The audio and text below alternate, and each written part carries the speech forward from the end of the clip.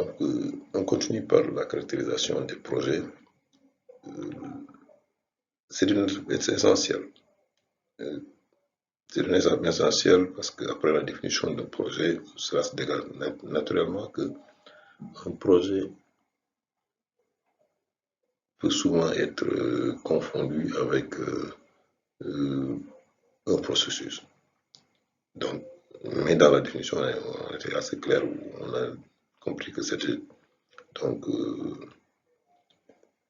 temporaire, un projet d'abord temporaire, l'objectif d'un projet, mais tout en sachant que peut être atteint par l'objectif peut être atteint par étapes successives, c'est vrai. Et que les projets sont différents des opérations continues. Une opération continue, c'est un peu un processus qui se déroule en cycle. C'est comme au niveau de l'usine, pour la production de boissons. Lorsqu'on est en phase de production, ça c'est un processus qui n'a pas de fin, qui doit continuer tant que le service est demandé. Donc, il faut vraiment le séparer d'un projet qui peut constituer, par exemple, la mise en place de l'usine et la mise en place de la centrale. Mais donc, ici un tableau donc, comparatif pour mieux comprendre la différence entre les projets et les opérations. Le maître mot, c'est que les opérations sont répétitives, alors que les projets, c'est une organisation temporaire.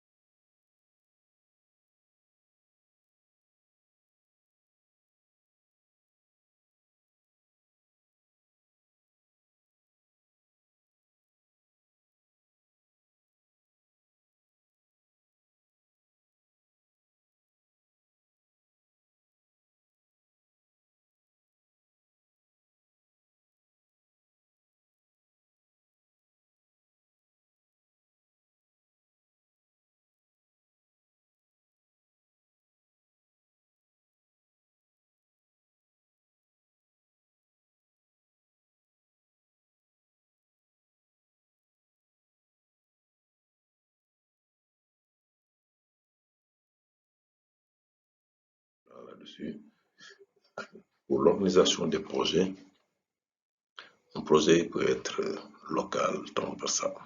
Local dans le sens où il naît dans un service de l'entreprise, transversal dans le sens où il impacte plusieurs services de l'entreprise.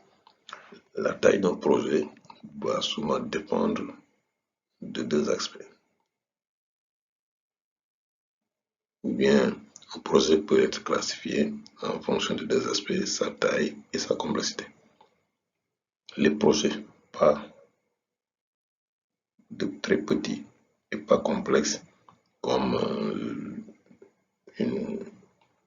un déploiement donc, de technologie au niveau d'un service peuvent être localisés, peuvent être donc moins complexes en termes de mise en œuvre. Ok, à la différence donc d'une nouvelle installation de centrale éolienne, d'une usine qui demande qui intègre beaucoup de ressources, donc plus de complexité et qui peut engranger beaucoup de moyens.